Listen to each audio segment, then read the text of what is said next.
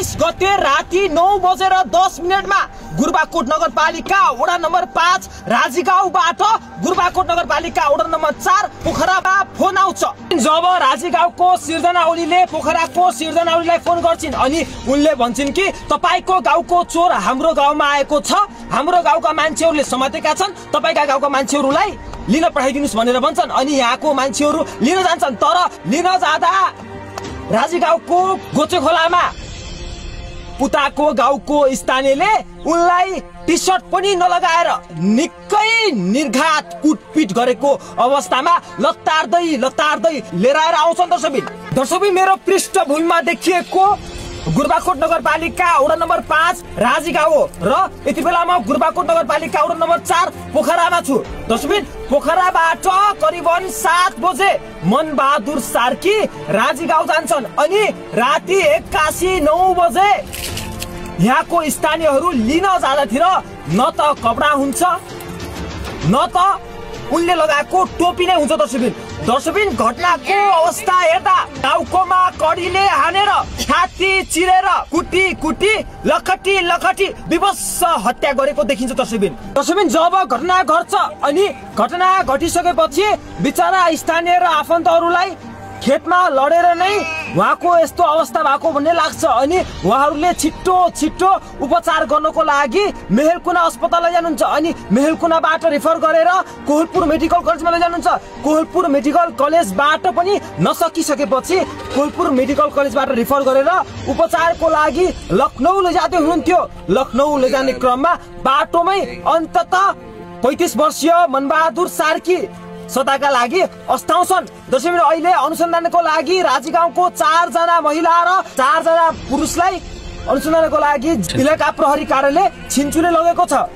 हेर्नुस् विस्तृत रिपोर्ट। राति त्यस्तो घटना भएछ हामीलाई खबर भएन। म बिहान आएँ। अब त्यो मार्ने त तिनीहरू मारेकै हुन्, मारेकोले हामीलाई न्याय हुनु पर्यो। सबभन्दा ठुलो कुरा हामीलाई न्याय र यिनी बच्चाबच्चीलाई के यिनीलाई बच्चाबच्चीलाई देखाउने पढाउने पालपोस गर्ने हामीलाई त्यही हाम्रा ठुलो बात हामीलाई न्याय बच्चाबच्ची पाल्ने क्षतिपूर्ति पनि हुनु पर्यो, उनलाई छोडाइ पनि हुनु पर्यो। अब हामीले त भनिरहेछौँ सर, हामीले ज्यानको बदलले जाने होइन, मिल्दैन हामीलाई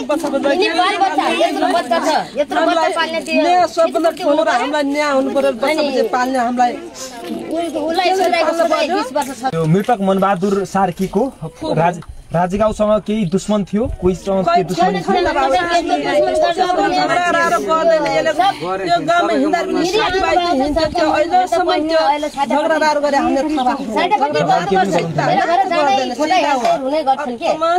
थियो? सिधा हो झगडाहरू गर्ने यस्तो नर्ने पैसा झगडा गर्ने त्यसले कहिल्यै गरेन। यहाँ आयो यति वर्ष भयो यो गर्न थाल्यो मारे किन मारे केले लग्यो त्यहाँ किन गयो यिनी फोन गर्दै गयो। अब यहाँ बोलाइ चाहिँ कि तिनले बोलाइ मारे कि के गरे मारे हामीलाई थाहा छैन। खासमा यो घटना के हो? तपाईँ त अब त्यो मृतकलाई घटनास्थलमै लिन जानुभयो। खासमा त्यहाँ देखेको दृश्यहरू र घटना के हो तपाईँलाई के थाहा छ? मलाई चाहिँ के थाहा छ भन्दाखेरि 9 बजेर कति मिनट गएको थियो, त्यो ठ्याक्कै हेर्न चाहिँ मिलेन, टाइम हेर्न चाहिँ मिलेको थिएन। अनि कस्तो भइदियो भन्दाखेरि अब संजोग टाइम त्यतिखेर पनि त्यस्तै परेको थियो होला। हाम्रो खाना पनि अलिक ढिला नै हुन्थ्यो। खाना खाएर घर फ्यामिली बसेर कुरा गर्दै थियौँ।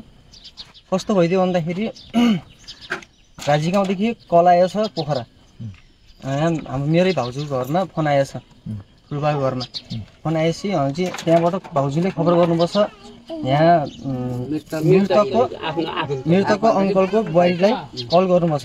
कल गरेर यस्तो मान्छे यहाँको मान्छे उहाँ गएको छ, ल रिसिभ गर्नु जानुपर्ने भयो भनेर कल आइसकेपछि यहाँको प्रेम बस्याल दाई अनि झकवीर ओली अङ्कल मेरो पर्नुहुन्छ अनि जानुभएको थियो। अनि खाना खाएर हामी बसिरहेको थियौँ। त्यतिखेर बस्दाखेरि के हो भन्दाखेरि प्रेम दाईले मलाई भाइ खाना खाइसक्यौ के गर्दैछौ भन्नुभयो। अनि मैले भने खाना खाएर बसिराख्दा यति घर फ्यामिली कुराकानी गर्दैछौँ भनिसकेपछि अनि एकछिन आउनु त, एकछिन उहाँ कहाँ दाई पारी राजीगाउँ जानु भएको छ गरे, एकछिन ल्याउन जाऊँ भन्नुभयो। अनि भनिसकेपछि म घरमा ल म ल्याउन गएँ भनेर गयौँ। उठेर 3 जना गयौँ पहिला। अनि उहाँबाट राजीगाउँदेखि गोजे खोला भन्ने ठाउँमा ल्याएर उहाँ छोडिदिनु भएको रहेछ। उहाँहरू नि वहीँ हुनुहुन्थ्यो। अनि वहीँ भइसकेपछि दाइको स्थिति हामी गएर त्यहाँ देख्दाखेरि दाइको स्थिति हेर्दाखेरि साह्रै मन आत्मादेखि भक्कानिएर आयो। कजना युवाहरू ल्याएर आएको थियो उताबाट? उहाँबाट चाहिँ 3 जना थियो, साँझको टाइम थियो। अब त्यतिखेर अब दाइलाई देख्ने बित्तिकै हाम्रो त होसै हराए जस्तो नि भइदियो क्या। त्यो मृतकको अब फेस हेर्दाखेरि कस्तो न कस्तो सोचाइ नै अर्कै भयो हामीलाई। अनि हतारमा हामीले त्यहाँबाट छोड्न आएको मान्छेलाई हामीले भन्यो के गरेको तिमीहरूले, यस्तो त नहुनु पर्ने थियो, केही गरेको तिमीहरूले भनेर भनेको। नाइ किन गर्नु, मैले केही गरेको थिएन, केही गरेन हामीले भन्नु पुरा आयो उताबाट। केही नगरेको भए ठिकै छ, यस्तो अवस्था छ, हामीले हस्पिटलसम्म पुर्याउनुपर्छ भनेर हामी चाहिँ अब लास्टै अवस्था भएर हामीले बोल्न नसकेर त्यति बेला तपाईँहरूसँग के कुराकानी गर्नुभयो कि जुन मृतकले? मृतकको अवस्था नै थिएन, बोल्ने अवस्था थिएन। घोप्टेमुखी सुत्नु भएको थियो। अनि यस्तो मुखी काटेको घाउ देखिएको थियो। त्यो हेर्दाखेरि टी सर्ट पनि थिएन, टोपी लाउनु भएको थियो, त्यो टोपी पनि थिएन। जाने बेला कपडा लगाएर जानुभएको थियो? हजुर, जाँदाखेरि यहाँबाट जाँदाखेरि चाहिँ मैले देखेन। उहाँहरूले घर फ्यामिली चाहिँ देख्नु भएको रहेछ, टी सर्ट लगाएर टोपी चाहिँ लगाइरहनुहुन्थ्यो, त्यो लगाएर जानु भएको रहेछ। अनि त्यो अब हामीले जुन अवस्था देख्यौँ त्यो अवस्थामा चाहिँ टी सर्ट थिएन अनि टोपी थिएन। अनि हेर्दाखेरि साह्रै मन रोएर अनि मैले भने दाइलाई, दाइ केही छैन, ठिकै छ, हस्पिटलसम्म लैजाउँ होइन, जस्तो अवस्था भयो भने हस्पिटलसम्म लैजाउँ, लगिसकेपछि केही उपचार भएपछि बाँच्ने अवस्था हुन्छ कि भनेर। अनि मैले दाइलाई, दाइ मलाई बोकाइदिनु, म बोक्छु भनेर। बोलर थियो शरीरमा। अब त्यस्तो अवस्था देखिसकेपछि अब मलाई पनि लास्टै मन खायो। अनि ल ठिकै छ, तिम्रो जाँदै गर, हामी चाहिँ लग्छौँ, हस्पिटल लग्नुपर्छ भनेर दाइले मलाई बोकाइदिनु भयो। अनि बोकाइसकेपछि मैले त्यहाँ खोलादेखि कुलोसम्म ल्याएँ। कुलोसम्म ल्याइसकेपछि यहाँबाट अझै 2-4 जना थपेर जानुभयो साथीहरू। गइसकेपछि साथीहरूले बोकेर ल्याउनु भयो। अनि त्यहाँबाट साथीहरूले बोकेर ल्याउनु भयो। फेरि मैले बोकेँ, घरसम्म पुऱ्याइसकेपछि यहाँ ल्याइयो, एकछिन बसेर उतातिर मम्मी बुवालाई कल गराइयो। के गर्ने त, यस्तो छ अवस्था भनिसकेपछि ठिकै छ, अहिले औषधि गर्नुपर्छ, औषधि गरिसकेपछि औषधि गर्नै पर्ने हो भनेर र एम्बुलेन्स मगाएर मलाई पठाइदिनु, छोरालाई जस्तो अवस्था भयो भने यहाँ पठाइदिनु, हामी औषधि गर्न तयार छौँ भनेर रातारात अटोमा हालेर मेलकुना लग्यौँ। मेलकुना लगिसकेपछि कन्ट्याक्ट गऱ्यौँ, एम्बुलेन्सलाई कन्ट्याक्ट गरेर त्यहाँ मेलकुनासम्म पुग्यौँ। नगर बसलाई बोलायौँ। नगर बसले 7,000 भनिसकेपछि ल जस्तो भयो पनि लगिदिनु पऱ्यो भनेर 7,000 दिएर 3 जना यहाँबाट 3 जना चाहिँ हामी साथी गएको, 1 जना त्यस्तै अब बिराम भएको मान्छे त्योसँग गरेर 4 जना यहाँबाट गइसकेपछि 10 बिघा त्यहाँसम्म भर्ना गरिसकेपछि हाम्रो घर फ्यामिलीहरू आउनुभयो। आइसकेपछि यस्तो थियो अवस्था, यस्तो भएर हामीले यहाँसम्म पुर्याइदिउँ भनेर त्यहाँ पुर्याइदिउँ। रातभरि अब सुतेन, रातभरि सुतेन, यताउता औषधि गर्यो, भिडियो सार गर्यो, सिटी स्क्यान गर्यो, सबै गरेर अनि डक्टरले यो हानमार्ने चोट हुनसक्छ भनेर भनिसकेपछि डक्टरले भनिसक्यो यो खतरा, अलि चोट नै खतरै छ, यो अवस्था जटिल नै छ, अलि गाह्रो छ भनिसकेपछि ठिकै छ होइन, सास हुँदा आस हुन्छ भनेर मान्छेले औषधि, अब आमाले भन्नुभयो, उहाँको आमाले होइन सास हुँदासम्म आस हुन्छ, औषधि चाहिँ गर्नुपर्छ भनेर हस्पिटल गर्दै हुनुहुन्थ्यो। अनि त्यसपछि आइसियुमा हाल्ने कार्यक्रम भयो। अनि हालिसकेपछि बस्यौँ, हामी एकछिन बस्यौँ। अब हामी पनि अब यहाँ बसेर पनि के गर्ने, घरतिर काम हुन्छ भनेर म चाहिँ घरतिर आयो, दाइहरू चाहिँ वहीँ हुनुहुन्थ्यो। त्यति नै हो मैले थाहा पाएको कुरा चाहिँ। मृतकको मैले आमा तपाईँले यो घटना बारेमा के भन्नु चाहनुहुन्छ? मैले आमा हो म भएपछि अब घटना बारेमा मलाई मेरो पसल छ होइन, सानो यस्तो खुर्दा पसल छ। म त्यो 9 बजीसम्म म खुर्दा पसलमा थिएँ होइन। पछि 9 बजे पछाडि म माथि छतमा गएर ढलेँ थिएँ। ढलेपछि अब त्याउनु त्यस्तो यो हुन् त्यस्तो भयो त। पछि छोरापट्टिले यिनी सब लखेपट्टिले ल्याएछन्। यहाँ ल्याएपछि बाबु हामी के आउँ भनेपछि हामी सच्चाइमा छौँ क्या, सच्चाइमा छौँ। अब त्यो बाबु पनि सच्चाइमा थियो होइन। भएपछि अब हामी त के भन्यौँ, लोट्यो होला। अब त्यो हामीलाई त्यसरी मारे उ गरे भन्ने त हामीलाई थाहै छैन। ल्याएपछि अब बुढी पनि उस्तै गरी अलि 2 दिन झगडा परिकन अलि बुढी पनि माइत गएको थियो। गएपछि त्यो छोराछोरीका उसले चिन्ताले त्यसको अलि खुबले काम गरिरहेको थिएन क्या, हुने बिमारी भयो। त्यहाँ मात्रै बिमारी भइसकेपछि त्यस्तो भइसकेपछि अब त्यहाँ गयो होला होइन। गयो होला मारेछन् गएछन् हामीलाई त्यो थाहा यहाँबाट कति बजी जानु भएको थियो यहाँबाट 7 बजीतिर गयो अगर के 7 बजीतिर गएपछि पछि ल्याएपछि त्यो तिनी छोराछोरी ल्याइसकेपछि पछि मलाई बोलायो होइन यो बिमारी भइआउँछ त्यही पनि खस्यो होला कतै रोट्यो होला आउटसँगै गर्दै भोलि किन बोलाउँदाखेरि म आउँदाखेरि बाबु मैले हेर्न सकिनँ होइन त्यता भाइ त्यो बाबुको त केही छैन खानी किन खाउनु निलाई डाम्छन् यहाँ उट्याएका छन् खान्छु फटाउँछु फट्टिँदैन अनि दाँत हेर्छु दाँत पनि देख्दिनँ आँखा फटाउँछु भित्र आँखामा पनि चोटै छ बाबु अनि त्यति भएपछि त्यति हुन्थ्यो पनि हामीलाई होइन यो मार्या हो भने चोट कहाँ लागेको रहेछ चोट यस्तो अब यहाँ च्याख्या यहाँ यस्ता छाप लौरा छाप अनि यस्तो गरी च्याख्या सब खुन यिनी नल्था बाबु यिनी नल्थामा एक ठाउँ पनि सुयो डोब्ने ठाउँ थिएन अनि आँखा पनि फुटेको छ भन्ने आँखा यो गतक्क भयो यहाँ काटेर आँखा फुटेको छैन यहाँ काटेर हाम्रो बगिरहेको छ अनि यिनी आँखा फटाइ मारिकन मैले त्यो फटाउन सकिनँ होइन आँखा हेर्न सकिनँ अलिकति काली नानी सेती नानी देखेँ होइन मैले फटाइकन म सिटरमा बसेको छु हेर्ने बेला भित्र आँखा पनि चोट छ क्या भित्र यिनी सेती नानीमा पनि पुरा खुनले घेर्दै आउँछ त्यो आँखा नदेखिने त्यहाँबाट पछि मैले भने कि सबैले भने होइन यति डाक्टर छ कि जाउँ भने त्यही दिन डाक्टर बल्ल पनि नै त्यहाँबाट नेपालगञ्ज उहाँ मेलकुन लैजाउँ भने होइन मेलकुन लैजाउँ भनिसकेपछि पछि मैले भने कि मेलकुन लिई खर्च नगर यो बाँध्ने आवश्यक छैन त्यसले बाबु पहिला यस्तै थियो होइन तिनी हात दुईटा यो खुट्टा पछाडि त्यो मुरो फाले नि यस्तै थियो पछि मैले के गरेँ यस्तो गरेँ यिनी गरेँ पछि यो हात त मैले दाहिने हात त लामो बनाएँ होइन अनि यो हात मैले के गरेँ लामो गराउन सकिनँ पक्ष यस्तै हुने हात अनि त्यसको सास मर्दै गर्थ्यो बाबु त्यही हो मैले देख्यो पछि मैले भन्दाखेरि पछि अटोमा हाल्यौँ हामीले पैसा जोर गऱ्यौँ अटोमा हाल्दाखेरि बाबु यो खुट्टो सोझिएन लट्किएन है यो खुट्टो लट्किएन यो हात पनि सोझिएन यो खुट्टो त लट्कियो होइन यस्तो भयो पछि धौ अटोमा हालेर हामीले बाबुहरूलाई पैसा जुवार गरेर अटोमा हालेर पठाएका हौँ हामीले देखेको त्यही हो पछि अब खबर अब उहाँ लिन बित्तिकै त उहाँ हस्पिटल लिन बित्तिकै त डाक्टरले त यो त मारेको चोट हो यो लोटाको त चोटै होइन अनि लोट्याएको मान्छे मैले पनि त भनिराखेको थिएँ यहाँ यो किन भयो हो यिनी छोराछोरीलाई छोरै छैन के गरी सन्त गराउँ भन्छ नि त यो यस्तो लोटेको चोटै होइन यस्तो हाम्रो भिड छैन कंकार छैन यति मैदानमा यसरी लोटिकन यस्तो चोट त लाग्दैन सबको अवस्था हेर्दै त्यो लोटेको चोट नै बाबु यहाँ निला छाम्छन् यहाँ निला छन् यहाँ छन् यिनी गोठ खिल पारेका छन् फेटिकन केत्र भएका थियो गोठ पनि यहाँ आइसक्ने बेला यिनी खुमाइजा त्यो त लतारेछन् अब लतार्यो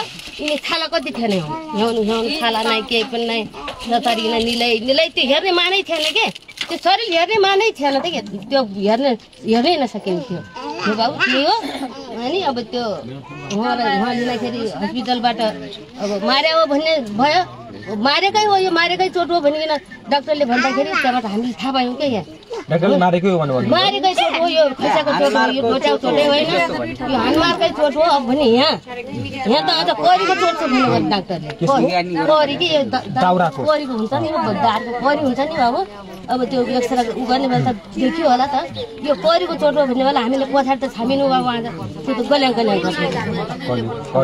चोटले करीको चोटले त्यो त अब दाउराले खाने होला करीले खाने होला ह्याउने टिङ्ना साप्टा लट्ठा साप्टा अनि त्यो हातले कोचारे होला फेरि त्यो लता चिरिया छ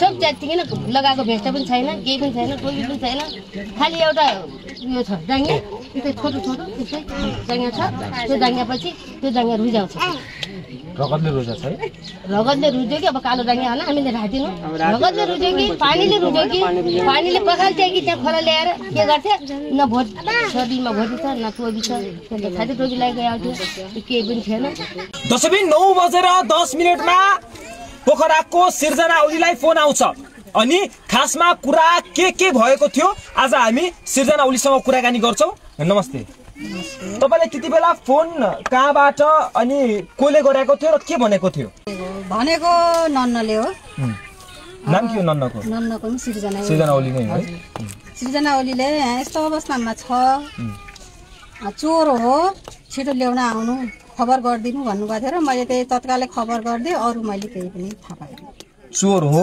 खबर गरिदिनु भनेर भन्नुभयो अनि यो तल बारीमा ल्याएर राखेका छौं बारीमा लिन आउनु भनेर कसले भनेको अब हामी त राम्रै होला नि अब लिएर आऊ अब यताबाट हामी ल्याउन आउँछौँ यहाँ घरको मान्छे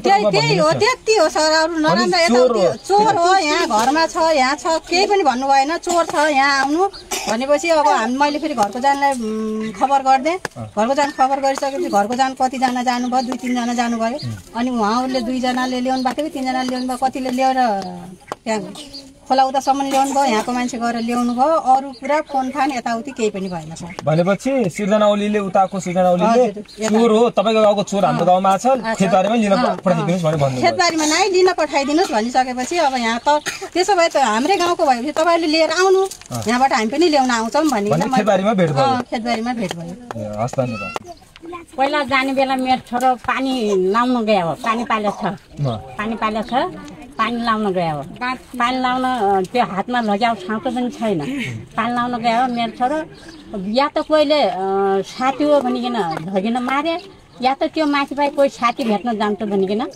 मार्दियो हजुरको छोरो हो अहिलेको मेरो मालदेउरको छोरो मेरो मालदेउरको छोरो माइला यति बेला म पोखरामा छु र यति बेला हामीसँग वडा नम्बर 4 को पूर्व वडा सदस्य हुनुहुन्छ हामी उहाँसँग यो घटनाको विषयमा कुराकानी गर्छौं नमस्कार सर तपाईको नाम एकबार यो घटनालाई कसरी लिनु भएको छ तपाईले यो घटना त निर्धनीय के रे यो निन्दनीय छ अब हाम्रो यो मनोज ज्वाइँ के अरे बाहिर धेरै नजाने अब गाउँतिर पनि नजाने गर्ने मान्छे हो अब किन जानुको चाहिँ त्यो दिन अब त्यो घटनाको बारेमा चाहिँ के कसो भयो त्यो मलाई राम्ररी जानकारी पनि छैन अब त्यो ल्याउँदाखेरि पनि मैले देखिनँ अब म के भन्छु भने अब मान्छेको ज्यान गइसक्यो अब उनको आत्माले शान्ति पाओस् र उनको जान परिवारले पनि अब क्षतिपूर्ति कसरी हुन्छ उनलाई पालन पोषणको व्यवस्था अब सबै लागेर गरिदिनु पऱ्यो बोलिदिनु पऱ्यो मिडियाहरूले पनि अब दोषी उम्तिनु भएन दोषीलाई जसरी भयो नि हदैसम्मको कारबाही हुनुपर्छ निर्दोष मान्छे नपोसोस् न भन्ने मेरो कामना छ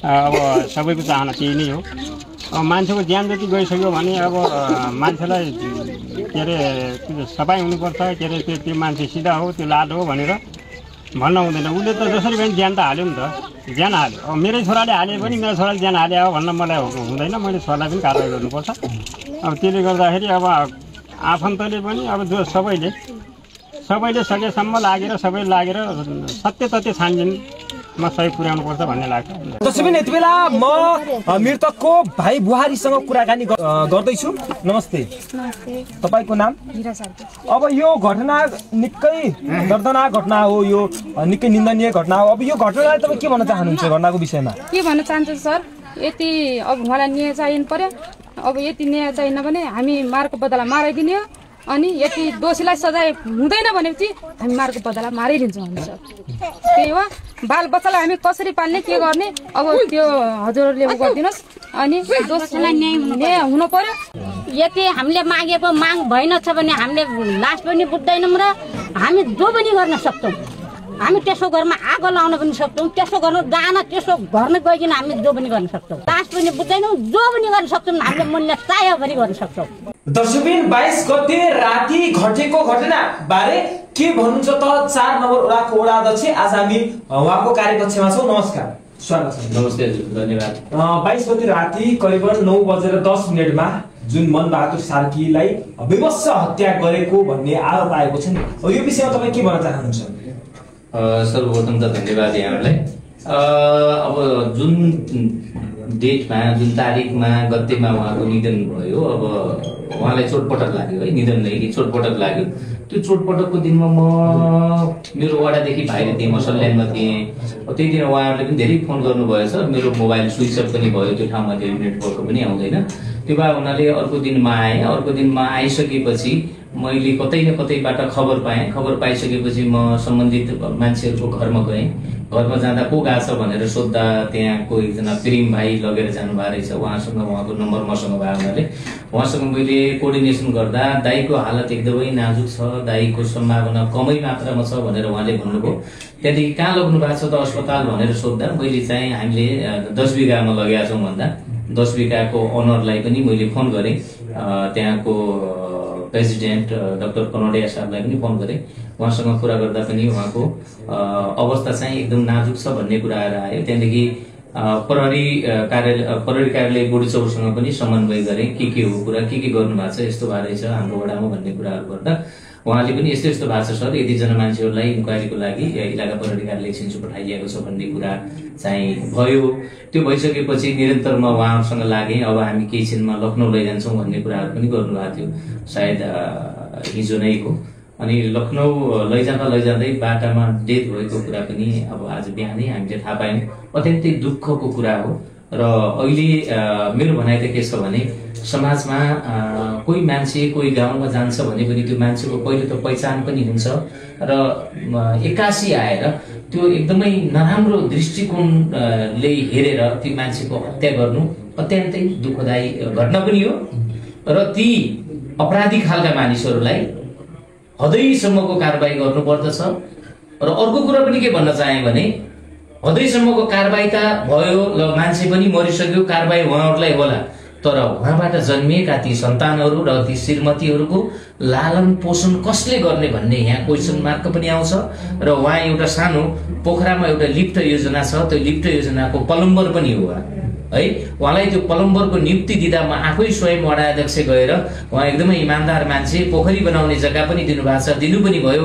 उहाँलाई चाहिँ यहाँको समुदायले चाहिँ प्लम्बरमा स्वीकार दिनुहोस् भन्ने कुराहरू पनि राखेको र अहिले आएर उहाँ मृत भएकोले हामी एकदमै दुखी पनि छौँ। युवा हुनुहुन्थ्यो जोसिलो हुनुहुन्थ्यो होला राजनीतिक आस्थाले उहाँ फरक हुनु होला तर मानवीय हिसाबले उहाँ चाहिँ एकदमै मलाई असाध्यै मनपर्ने मान्छे पनि हो। अब मन परे पनि उहाँ चाहिँ बिताइसक्नु भएको छ। उहाँको आत्मालाई चिर शान्तिको कामना गर्दै र हार्दिक श्रद्धाञ्जली अर्पण पनि गर्न चाहन्छु र दुःखमा पीडामा रहेको परिवारलाई हार्दिक समवेदना पनि प्रकट गर्न चाहन्छु।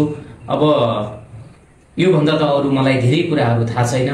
अब बाँकी प्रहरी साथीहरूले पनि छलफल हुँदैछ भन्नुभएको छ। बिहानै यहीँदेखि लाएर 5 नम्बरसम्म छिन्चुको इलाका प्रहरीको गाडी पनि गएको छ। 2 जना हतकटी लाएर त्यहाँ पक्राउ गरेर लगेका भाइहरूलाई पनि ल्याएर आउनु भएको थियो। सायद उहाँ खोज तलासमा हुनुहुन्थ्यो होला र केही कुराहरू कुन घरमा भएको भन्ने कुराहरू पनि पत्ता लगाइसकेको अवस्था पनि आज प्रहरीहरूबाट जानकारी पाएको छु। अब पुरा चाहिँ मलाई जानकारी नभए हुनाले यो अधुरो चाहिँ मैले अब कसको घर हो कुन व्यक्तिको घर हो भन्न चाहिँ सकिनँ। धन्यवाद। Thank you.